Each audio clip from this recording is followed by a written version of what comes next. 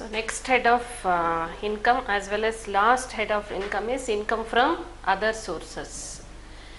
Any income which are not chargeable to tax, either under the head income from salary, income from house property, income from business or profession or capital gain, all such incomes are chargeable under the head income from other sources. ಅಂದರೆ ಯಾವ್ಯಾವ ಇನ್ಕಮನ್ನು ನಾವು salary ಹೆಡ್ಡಲ್ಲಿ ತೋರ್ಸೋಕ್ಕಾಗಲ್ಲ, house property ಅಡಿಯಲ್ಲಿ ಬರಲ್ಲ, ಹಾಗೆ business ಪ್ರೊಫೆಷನಲ್ಲಿ ತೋರ್ಸೋಕ್ಕಾಗಲ್ಲ, ಮತ್ತು capital gain ಹೆಡ್ಡಲ್ಲಿ ಬರಲ್ಲ.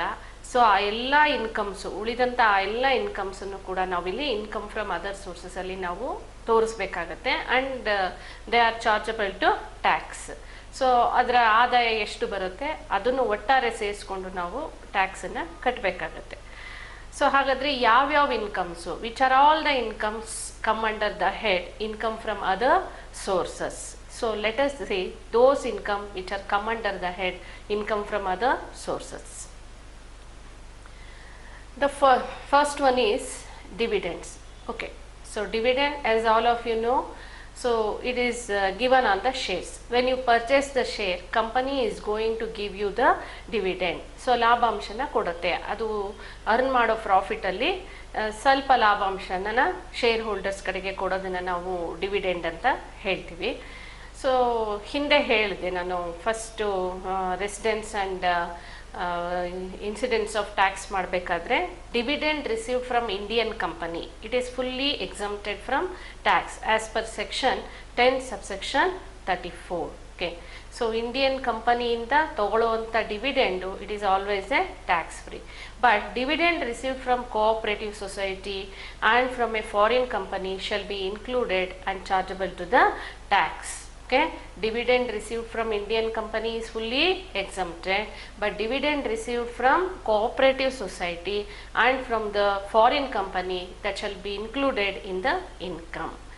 So next one is winning from lotteries, crossword puzzles, card games, other games, gambling, betting, races including horse races. So lottery incomes. So lottery incomes ಬಂದರೆ ಏನು ಮಾಡ್ತಾರೆ, 10,000 ಒಳಗಡೆ ಇದ್ದರೆ ಅದಕ್ಕೆ ಯಾವುದೇ ರೀತಿಯ TDS ಅನ್ನು ಮಾಡ್ದೇನೆ ಹಾಗೇನೆ ಕೊಡ್ತಾರೆ. ಅಂದರೆ whatever the amount we receive that itself is the gross amount, no need for gross it up. But when we receive the net ಅಂತ ಹೇಳಿದ್ರೇನು, 10,000ಕ್ಕಿಂತ ಮೇಲ್ಪಟ್ಟು ಲಾಟ್ರಿ ಅಮೌಂಟ್ ಏನಾದ್ರು ಬಂದರೆ ಅದರಲ್ಲಿ 30% ಟ್ಯಾಕ್ಸನ್ನು ಡಿಡಕ್ಟ್ ಮಾಡಿ ಕೊಡ್ತಾರೆ. ಸೊ ನಾವು ಯಾವಾಗಲೂ ಇನ್ಕಮ್ ಟ್ಯಾಕ್ಸ್ ಪರ್ಪಸ್ಸಿಗೆ ತೋರಿಸ್ಬೇಕಾದದ್ದು ಗ್ರಾಸ್ ಅಮೌಂಟ್. ಹಾಗಾಗಿ more than 10,000 amount lottery amount ಬಂದರೆ whatever the amount we are going to receive that is a net amount, therefore we have to gross it up. ಕೆಲವು ಸರಿ ಪ್ರಾಬ್ಲಮಲ್ಲೇ ಬ್ರ್ಯಾಕೆಟಲ್ಲಿ ಇರುತ್ತೆ net ಅಂತ ಹೇಳಿ, ಅಂಥ ಸಂದರ್ಭದಲ್ಲಿ ನಾವು ಅದನ್ನು ಗ್ರಾಸ್ ಅಪ್ ಮಾಡಬೇಕು. ಹಾಗೆಯೇ horse races up to 5,000 TDS ಮಾಡಲ್ಲ, ಎಬೋವ್ 5,000 ಇದ್ರೆ TDS ಮಾಡಿರ್ತಾರೆ, therefore we have to gross it up. Winning from lotteries, then winning from the horse races, if the net is given then we have to gross it up.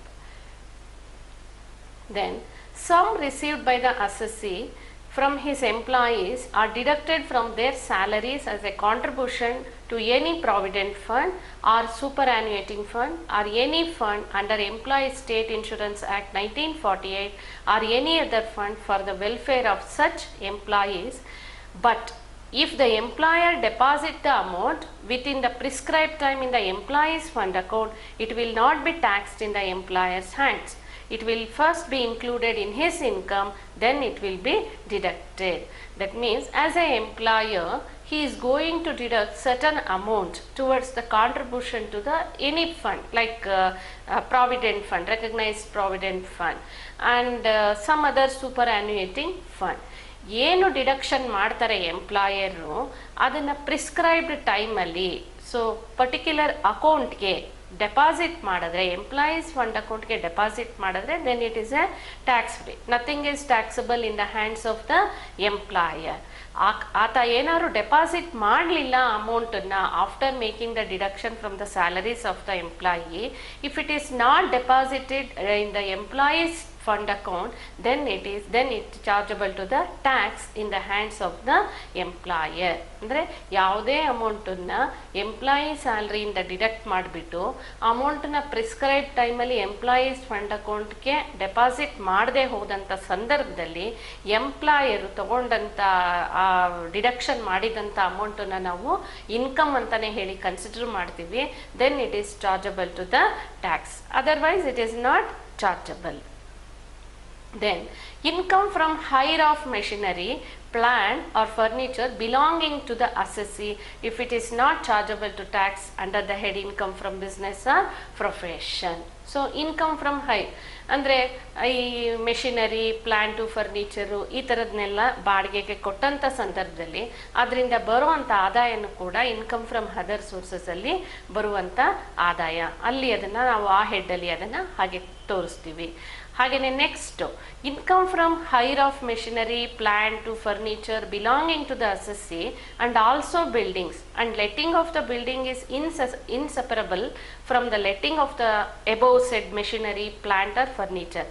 ಅಂದರೆ ಯಾವಾಗ ಒಂದು building along with the furniture, ಅಂದರೆ ಬಿಲ್ಡಿಂಗ್ನ let out ಮಾಡಿದ್ರೆ ಅಲ್ಲಿರುವಂಥ furniture ಕೂಡ let out ಮಾಡ್ದಂಗೆ, ಎರಡೂ ನಾವು ಸಪ್ರೇಟಾಗಿ ನಾವು ಮಾಡೋಕ್ಕಾಗಲ್ಲ. ಇಂಥ ಸಂದರ್ಭದಲ್ಲೂ ಕೂಡ ಅದರಿಂದ ತಗೊಳ್ಳೋ ಅಂಥ ಆದಾಯನು ಲೆಟ್ ಮಾಡಿಬಿಟ್ಟು ನಾವು ಬಾಡಿಗೆ ಕೊಟ್ಬಿಟ್ಟು ತಗೊಳ್ಳೋ ಅಂಥ ಆದಾಯನೂ ಕೂಡ that is chargeable to tax under the head income from other sources, either only letting of the plant, machinery or a furniture, or letting of the plant, machinery, furniture along with the building, that is also chargeable to the tax. And the condition ಏನು, it should not be chargeable to tax under the head income from business or the profession. ಯಾಕಂದರೆ ಯಾವುದಾದ್ರೂ ಒಂದು ಹೆಡ್ಡಲ್ಲಿ ನಾವು ನಮ್ಮ ಆದಾಯನ ನಾವು ತೋರಿಸ್ಬೇಕಾಗತ್ತೆ. ಹಾಗಾಗಿ ಆ ಹೆಡ್ಡಲ್ಲಿ ಇಲ್ಲ ಅಂತ ಹೇಳಿದ್ರೆ ಈ ಹೆಡ್ಡಲ್ಲಿ ಇದನ್ನ ಇನ್ಕಮ್ ಅಂತ we have to consider. Next one, interest on Kisan Vikas Patra. So Kisan Vikas ಪತ್ರನ ನಾವು ಪರ್ಚೇಸ್ ಮಾಡ್ಕೊಳ್ತೀವಿ ಆಸ್ ಎ ಸೆಕ್ಯೂರಿಟಿ, ಅದರ ಮೇಲೆ ತಗೊಳ್ಳೋವಂಥ ಇಂಟ್ರೆಸ್ಟ್ ಕೂಡ that is chargeable to the tax. Interest on national saving certificate, especially 8th issues and 9th issues, ಅಲ್ಲಿ ಪ್ರಾಬ್ಲಮಲ್ಲಿ ಕೊಟ್ಟಿರ್ತಾರೆ ನಿಮಗೆ. So interest on NSC 8th issue, particular ಆಗಿ 8th and 9th issues ಅಂತ ಕೊಟ್ಟಿದ್ರೆ then it is chargeable to the tax, otherwise it is not. An individual receives in any previous year from any person or a person excluding relatives any sum of money without consideration the aggregate value which exceeds rupees 50,000. ಅಂದರೆ relatives ಅಲ್ಲದೇನೆ husband ವೈಫಿಗೆ ಕೊಡೋದು, wife ಹಸ್ಬೆಂಡಿಗೆ ಕೊಡೋದು, ಅಥವಾ ಪೇರೆಂಟ್ಸಿಂದ ತಗೊಳ್ಳೋವಂಥದ್ದು, sisters ಬ್ರದರ್ಸಿಂದ ತಗೊಳ್ಳೋವಂಥದ್ದು, ಎಲ್ಲವೂ ಕೂಡ tax free. Can occasion of marriage ಇರ್ಬೋದು, birthday ಇರ್ಬೋದು. So ಕೆಲವು ಸಂದರ್ಭದಲ್ಲಿ ಈ ಥರದ್ದೆಲ್ಲ ತಗೊಳ್ಳೋವಂಥ gift especially from the relatives, so that is fully exempted. ಆದರೆ ಫ್ರೆಂಡ್ಸ್ ಕಡೆಯಿಂದ ತಗೊಳ್ಳೋ ಅಂಥ gift if it exceeds, if it is exceeds money worth rupees 50,000, then it is chargeable to the tax. 50,000 ಒಳಗಡೆ ಅಗ್ರಿಗೇಟ್ 4-5 ಜನ ಫ್ರೆಂಡ್ಸ್ ಒಟ್ಟಾರೆ ಸೇರಿ ಕೊಟ್ಟಿರ್ಬೋದು, ಎಲ್ಲವೂ ಸೇರಿ 50,000 ಒಳಗಡೆ ಇದ್ದರೆ ಟ್ಯಾಕ್ಸ್ ಫ್ರೀ. 50,000 ಮೇಲಿದ್ದರೆ then it is chargeable to the tax. ಈಗ ಫಾರ್ ಎಕ್ಸಾಂಪಲ್ 55,000 ಇರುತ್ತೆ, so then entire amount is chargeable to the tax. ಅದರಲ್ಲಿ 50,000 ಡಿಡಕ್ಟ್ ಮಾಡೋದಲ್ಲ. If it is more than 50,000, so above 50,000 it is liable to the tax. Entire amount is liable to the tax. Then any fees or commission received by an employee from a person other than his employer. So as a employer ಕೊಟ್ಟಂಥದ್ದು ಸ್ಯಾಲ್ರಿಲೇ ಬಂದ್ಬಿಡುತ್ತೆ fee or commission. Other than employer, if anybody receive fee or commission from any person other than their employer, then it comes under the head the income from other sources. Then annuity received under a will. So annuity ಅಂತ ಹೇಳಿದ್ರೆ ಈಗ will A ಬಿಗೆ will ಮಾಡಿಕೊಟ್ಟಿರ್ತಾರೆ. So A has return a will to the B in the name of the B, but he put a condition, ನಾನು ನಿನಗೆ ಮನೇನ ಯಾವುದಾದ್ರೂ ಒಂದು ಪ್ರಾಪರ್ಟಿನ ವಿಲ್ ಮಾಡಿಕೊಡ್ತಾ ಇದ್ದೀನಿ, ವರ್ಷಕ್ಕೊಂದ್ಸರಿ ಇಷ್ಟು ಅಮೌಂಟನ್ನು ಯಾರಿಗೋ ಒಬ್ರಿಗೆ ಕೊಡಬೇಕಾಗತ್ತೆ. ಓಕೆ, ಅವರ ಸಿಸ್ಟರ್ಗೋ ಮತ್ತೊಬ್ರಿಗೋ ಪೇರೆಂಟ್ಸ್ಗೋ ಯಾರಿಗೋ ಒಬ್ರಿಗೆ ಅದನ್ನು ಇಷ್ಟು ಅಮೌಂಟನ್ನು ಕೊಡಬೇಕಾಗತ್ತೆ. ಸೊ ಅದನ್ನು ನಾವು ಆನ್ಯುಟಿ ಅಂತ ಹೇಳ್ತೀವಿ. If anybody receive the annuity under a will then it is chargeable to the tax. So ಈ ಥರದ್ದು ಏನಾದ್ರೂ ಆ್ಯನ್ಯುಟಿನ ಯಾರು ತಗೊಂಡ್ರೆ that is also chargeable to tax under this head. Then interest on bank deposit. So F D fixed deposit ಮೇಲೆ ತಗೊಳ್ಳೋವಂಥ interest, so that is also come under this head. Income of a tenant from subletting the whole or part of the house property. ನಾವೇ ಒಂದು ಮನೆಯಲ್ಲಿ ಬಾಡಿಗೆಗಿರ್ತೀವಿ, ನಾವೇ ಓನರ್ಗೆ ಬಾಡಿಗೆನ ಕೊಡ್ತಾ ಇರ್ತೀವಿ. ಆದರೆ ನಾವು ಬಾಡಿಗೆಗಿದ್ದಂಥ ಮನೇನ ಇನ್ನೊಬ್ರಿಗೆ ಬಾಡಿಗೆ ಕೊಡುವಂಥದ್ದು, ಪೂರ್ತಿಯಾಗಿ ಕೊಡ್ಬೋದು ಅಥವಾ ಪಾರ್ಟ್ ಆದ್ರೂ ಕೂಡ ನಾವು ಕೊಡ್ಬೋದು. ಅಂತ ಕೊಟ್ಟಂಥ ಸಂದರ್ಭದಲ್ಲಿ ಏನಾಗುತ್ತೆ, so we are going to receive the rent from that sub tenant. So that income comes under the head income from other sources, not under the house property. ನಾವೇ ಬಾಡಿಗೆಗಿದ್ದು ಇನ್ನೊಬ್ರಿಗೆ ಬಾಡಿಗೆನ ಕೊಟ್ಟಂಥ ಸಂದರ್ಭದಲ್ಲಿ ಬರೋ ಅಂಥ rental income that comes under the head income from other sources. Then remuneration received by a teacher or a lawyer for doing examination work. As a teacher, lecturer for example, as a teacher they are going to receive the salary from their employer. There is a employee and the employer relationship. Okay, that comes under the head income from the salary, income from the head salary. But examination, valuation work ಅಥವಾ ಇನ್ನೇನಾದರೂ ಬೇರೆ work, ಎಲ್ಲೋ ಒಂದು ಕಡೆ ಹೋಗಿ lecture ಮಾಡಿರ್ತೀವಿ, ಅದಕ್ಕೆ ಏನಾದ್ರು remuneration ಕೊಡ್ತಾರೆ, ಹಾನರರಿ ಅಮೌಂಟ್ ಕೊಡ್ತಾರೆ, then that comes under the head income from the other sources.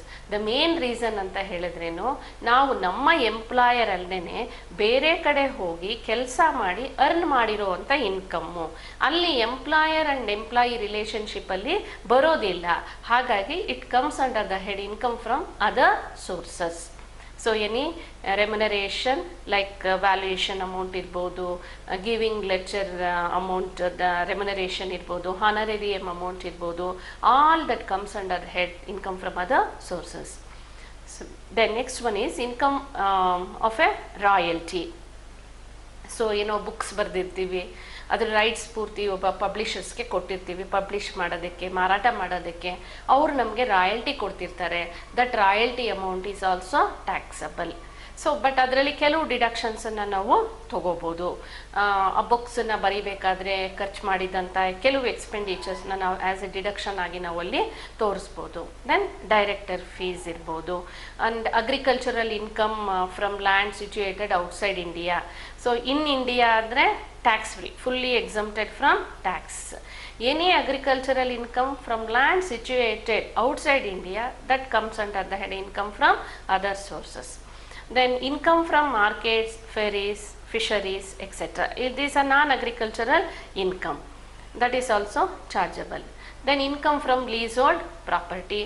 Remuneration received for writing articles in the journals. ಯಾವುದೇ ಒಂದು ಆರ್ಟಿಕಲ್ನ ಬರೆದು ಪೇಪರು ಅಥವಾ ಮ್ಯಾಗ್ಝಿನ್ಗೆ ಕೊಡ್ತೀವಿ, ಅಂಥ ಸಂದರ್ಭದಲ್ಲಿ ಅವರು ರೆಮ್ಯುನರೇಷನ್ ಕೊಡ್ತಾರೆ. Then that income comes under this head. Then income from undisclosed sources. ಅಂದರೆ ಯಾವ ಸೋರ್ಸಸ್ಸಿಂದ ಬಂತು ಅಂತ ಅದನ್ನು ನಮಗೆ ಹೇಳೋಕ್ಕಾಗಲ್ಲ. So we can't say where we have, from which source we have earn that income. Cash credits which are unexplained. ಬ್ಯಾಂಕಿಗೆ credit ಆಗಿರುತ್ತೆ, ಆದರೆ ಯಾವ ಮೂಲದಿಂದ ಬಂತದು, ಹೇಗೆ ಬಂತು ಅದನ್ನು ಹೇಳೋಕ್ಕೆ ಅಸೆಸ್ಸಿ ಕೈಲಿ ಆಗಲ್ಲ. ಯಾವ ಮೂಲದಿಂದ ಬಂತು, ಹೇಗೆ ಅರ್ನ್ ಮಾಡ್ದ, ಐದರ್ ಸ್ಯಾಲ್ರಿನ, ಹೌಸ್ ಪ್ರಾಪರ್ಟಿನ, ಯಾವುದೇ ಅದಕ್ಕೆ ಸರಿಯಾದ ಡಾಕ್ಯುಮೆಂಟೇಷನ್ನು ಇರಲ್ಲ. So then unexplained investment. ಎಲ್ಲೋ ಒಂದು ಕಡೆ ಇನ್ವೆಸ್ಟ್ ಮಾಡಿರ್ತೀವಿ. ಫಾರ್ ಎಕ್ಸಾಂಪಲ್ ಏನೋ ಒಂದು ಪ್ರಾಪರ್ಟಿ ಪರ್ಚೇಸ್ ಮಾಡಿರ್ತೀವಿ. If it is come to the notice of the income tax officers, ಅವರು ಎನ್ಕ್ವೈರಿ ಮಾಡ್ಬೋದು, ಹೇಗೆ ಇನ್ವೆಸ್ಟ್ ಮಾಡಿದ್ರಿ, ಇದನ್ನು ಹೇಗೆ ಬಂತು ನಿಮ್ಗೆ ಆದಾಯ, ನಿಮ್ಮ ಆದಾಯದ ಮೂಲ ತೋರಿಸಿ ಅಂತ ಹೇಳ್ಬೋದು. ಆದರೆ ಯಾವ ಡಾಕ್ಯುಮೆಂಟು ಕೂಡ ನಮಗೆ ಅಲ್ಲಿ ಇರೋದಿಲ್ಲ. ಹೇಗೆ ಬಂತು ಅಂತ ಹೇಳೋದಕ್ಕೆ, ಡಿಸ್ಕ್ಲೋಸ್ ಮಾಡೋದಕ್ಕೆ ಯಾವುದೇ ಸೋರ್ಸ್ ಕೂಡ ಅಲ್ಲಿ ಕಾಣಲ್ಲ. ಹಾಗೆ ಅನ್ಎಕ್ಸ್ಪ್ಲೈನ್ ಮನಿ, ದುಡ್ಡು ಇರುತ್ತೆ, ಹೇಗೆ ಬಂತು ಅಂತ ಅದನ್ನು ಕೂಡ ಹೇಳೋಕ್ಕಾಗಲ್ಲ. ಅನ್ಎಕ್ಸ್ಪ್ಲೈನ್ಡ್ ಎಕ್ಸ್ಪೆಂಡಿಚರ್, ತುಂಬ ಖರ್ಚು ಮಾಡಿಬಿಟ್ಟಿರ್ತಾರೆ. ಈಗ ಮದುವೆ ಅದು ಇದು ಇಂಥ ಕಾರಣಕ್ಕೆ ತುಂಬಾ ಖರ್ಚು ಮಾಡಿರ್ತಾರೆ. ಈಗ ಇಷ್ಟೆಲ್ಲ ಖರ್ಚು ಮಾಡೋದಕ್ಕೆ ಯಾವುದೋ ಒಂದು ಸೋರ್ಸ್ ಆಫ್ ಇನ್ಕಮ್ ಇರಬೇಕು. ಸ್ಯಾಲ್ರಿ ಇರಬೇಕು, ಇಲ್ಲ ಆ ವ್ಯಕ್ತಿ ಬಿಸ್ನೆಸ್ ನಡೆಸ್ತಿರ್ಬೇಕು, ಅದರಿಂದ ಪ್ರಾಫಿಟ್ ಬಂದಿರಬೇಕು, ಅಥವಾ ಅವನ ಹತ್ರ ಇರೋ ಯಾವುದೋ ಒಂದು ಪ್ರಾಪರ್ಟಿನ ಮಾರಾಟ ಮಾಡಿರಬೇಕು, ಹಾಗಾಗಿ ಅದನ್ನು ಖರ್ಚು ಮಾಡ್ತಿರ್ಬೋದು ಅಂತ ಹೇಳ್ಕೊಳ್ಳೋದಕ್ಕೆ ಆಧಾರ ಇರಬೇಕು. ಸೊ ಏನೂ ಆಧಾರ ಇಲ್ಲದೇನೆ ಸುಮ್ಮನೆ ಖರ್ಚು ಮಾಡಿಬಿಟ್ಟು ಹೇಗೋ ಬಂತು ಖರ್ಚು ಮಾಡಿದೆ ಅಂತ ಹೇಳಿದ್ರೆ then that expenditure is also chargeable to the tax, because he can't give the explanation how he has earned that income to spend that amount. Then amount borrowed or repaid on hundi, otherwise then through an account pay check drawn on a bank. Then so ಅಂದರೆ ಒಟ್ಟಿನಲ್ಲಿ ಇದಕ್ಕೆ documentation ಇರಲ್ಲ, ಯಾವ ಮೂಲದಿಂದ ಇವೆಲ್ಲ ಆಯಿತು ಅಂತ ಹೇಳಲಿಕ್ಕೆ ಸಾಧ್ಯ ಇರಲ್ಲ. ಹಾಗಾಗಿ ಎಲ್ಲ ಅಮೌಂಟು ಕೂಡ chargeable to the tax under this other sources. Then interest received by an employee on his own contribution to unrecognized provident fund. So this recognized provident fund ಆದರೆ ಸ್ಯಾಲ್ರಿಲಿ ಬಂದ್ಬಿಡುತ್ತೆ. So employees contribution, employer contribution, the employer contribution is included in the income of the salary. ಆದರೆ employee contribution ATCನಲ್ಲಿ ಅದು deduction rebate ಅಂತ ನಾವು ತೋರಿಸ್ಕೊಳ್ತೀವಿ. ಆದರೆ unrecognised provident fund ಇದ್ದರೆ, unrecognised provident fund means it is not recognised by the commissioner of the income tax, that's why it is called as A unrecognised provident fund. But ಆ ಫಂಡ್ಗೂ ಕೂಡ ಇದು contribution ಹೋಗ್ತಾ ಇರುತ್ತೆ, interest credit ಆಗ್ತಾ ಇರುತ್ತೆ. So then that interest is chargeable to tax under this head, not under the head salary. Then any casual income, so ಯಾವಾಗಲೂ ಒಂದು ಸರಿ ಇದಕ್ಕಿದ್ದಂತೆ ಯಾವುದೋ ಒಂದು ಮೂಲದಿಂದ ಆದಾಯ ಬರುವಂಥದ್ದು, so that income. Then salary of a member of parliament, legislative assembly and member of a council, legislative council. So ಇವ್ರು ತಗೊಳ್ಳೋ ಸ್ಯಾಲ್ರಿ ಎಲ್ಲನೂ ಕೂಡ that is chargeable to tax under the head income from other sources. Reason ಏನು? They are not government employees, they are elected representatives. ಮತ್ತು ಗೌರ್ನಮೆಂಟ್ಗೂ ಅವ್ರಿಗೂ ಕೂಡ employer ರಿಲೇಷನ್ಶಿಪ್ಪಲ್ಲಿ ಇರಲ್ಲ, ಸ್ಯಾಲ್ರಿ ಹೆಡ್ಡಲ್ಲಿ ಅದನ್ನು ತೋರಿಸುತ್ತೆ. Even though they are receiving the salary, there is no relationship between them and the government as a employee and the employer. That's why it comes under the head income from other sources. ಆದರೆ ಈ daily ಅಲೋಯೆನ್ಸಸ್ಸನ್ನು ತೊಗೊಳ್ತಾರೆ. ಈಗ sessions ಎಲ್ಲ ನಡೀತಾ ಇರುತ್ತೆ, ಅಂಥ ಸಂದರ್ಭದಲ್ಲಿ ಅವ್ರಿಗೆ ಡೈಲಿ ಅಲೋಯೆನ್ಸಸ್ಸನ್ನು ಕೊಡ್ತಾರೆ. But that is tax free, it is exempted under section 10 subsection 7. Salary is taxable of MP, MLA, MLC, but daily allowance is fully exempted. Then interest received on securities of a cooperative societies. So bonds ಈ ಥರದ್ದೇನೋ issue ಮಾಡಿರ್ತಾರೆ cooperative ಸೊಸೈಟಿಯವರು, ಅದ್ರ ಮೇಲೆ ನಾವು ಇಂಟ್ರೆಸ್ಟನ್ನು ನಾವು earn ಮಾಡ್ತಾ ಇರ್ತೀವಿ. Then that is chargeable. Family pension received by the widow or heirs of the deceased employee. So family pension ವ್ಯಕ್ತಿ ಅರ್ನ್ ಮಾಡ್ತಿರೋ ವ್ಯಕ್ತಿ ಅವನು ತೀರ್ಕೊಂಡ್ಮೇಲೆ ಫ್ಯಾಮಿಲಿ ಪೆನ್ಷನ್ ಆ ಫ್ಯಾಮಿಲಿಯವ್ರಿಗೆ ಕೊಡ್ತಾರೆ. That is also chargeable to tax. But other than employees of UNO, employees of a gallantry awardees or a armed forces, ಅವ್ರುಗಳನ್ನ ಬಿಟ್ಟು ಉಳಿದಂತೆ ಯಾವುದೇ ಫ್ಯಾಮಿಲಿ ಪೆನ್ಷನ್ನ ತೊಗೊಂಡ್ರೆ then it is chargeable to the tax. But deductions ಕೊಡ್ತಾರಲ್ಲಿ. ಏನು deductions ಅಂದರೆ 1/3 of family pension or 15,000 which ever is less is exempted. ಅಂದರೆ ಈಗ ಸಪೋಸ್ ಒಂದು 60,000 ಫ್ಯಾಮಿಲಿ ಪೆನ್ಷನ್ ಬರ್ತಾ ಇರುತ್ತೆ. ಸೊ 33 1/3% ಅಂತಲೂ ಹೇಳ್ತೀವಿ, 1/3 ಅಂತಲೂ ಹೇಳ್ತೀವಿ. ಸೊ 33 1/3% ಆರ್ 1/3 ಆಫ್ 60,000 ಅಂದರೆ ಎಷ್ಟಾಯ್ತು ಅಲ್ಲಿಗೆ? 20,000. It comes to 20,000 or 15,000 maximum limit, which ever is less. ಅಂದರೆ 60,000 ಇಂದ we are going to deduct which ever is less. ಅಂದರೆ ಇದು 20,000 ಆರ್ 15,000 ಲೆಸ್ ಆಗುತ್ತೆ. 60,000 minus 15,000, so chargeable to tax amount is 45,000. Okay, family pension ಇದು ನಿಮಗೆ ಗಮನದಲ್ಲಿರಬೇಕು. So family pension exempted up to 1/3 of the family pension or 15,000 whichever is less, that portion is exempted, balance is chargeable to the tax. Then directors commission for giving guarantee to the bank or for underwriting shares of the new company. So anta sandarbhadalli avaru tagondanta commission that is chargeable under this head. Then ground rent received And next one is tips received by the taxi driver or a waiter not being given by his employer. ಈಗ ಹೋಟೆಲ್ಗೆ ಹೋದಾಗೆಲ್ಲ tips ಕೊಡ್ತೀವಿ, taxi ಡ್ರೈವರ್ಸ್ಗೆ tips ತೊಗೊಳ್ತೀವಿ. That is also chargeable to tax under this income from other sources. ಯಾಕಂದರೆ ಅದನ್ನು ಅವನ employer ಕೊಡಲ್ಲ, ಸೊ ಯಾರೋ ಕಸ್ಟಮರ್ಸ್ ಕೊಡೋ ಅಂಥದ್ದು ಇದು. So that is also chargeable to the tax. ಹಾಗೆಯೇ receipt by a cricketers select to play for India from cricket control board. Okay, test matches ಆದರೆ ಅವ್ರಿಗೆ ಕೊಡೋ ಅಮೌಂಟಲ್ಲಿ 75% is allowed as a deduction. ಅಂದರೆ ಅವರು ಖರ್ಚು ವೆಚ್ಚನೆಲ್ಲ ನೋಡ್ಕೊಂಡ್ಬಿಟ್ಟು, ಈಗ suppose 1 lakh is given to a cricketer ಅಂತ ಹೇಳಿದ್ರೆ 75%, 75,000 is deductible and that is reasonable expenditure ಅಂತ ಹೇಳಿ ಡಿಡಕ್ಟ್ ಮಾಡ್ತಾರೆ. ಉಳಿದಿದ್ದು 25,000 ಈಸ್ ಟ್ಯಾಕ್ಸಬಲ್. ಹಾಗೆ matches in India other than test matches in ಇಂಡಿಯಾದಲ್ಲಿ ಆಟ ಆಡಿದಾಗ if they have received any amount then that is full amount is tax free. And matches outside India ಆಡೋದಕ್ಕೆ ಅವ್ರು ಸೆಲೆಕ್ಟ್ ಆದಾಗ ಅವ್ರಿಗೆ ಕೊಡೋವಂಥ ಅಮೌಂಟಲ್ಲಿ 50% is allowed as a deduction and balance is chargeable to tax. Then apart from this,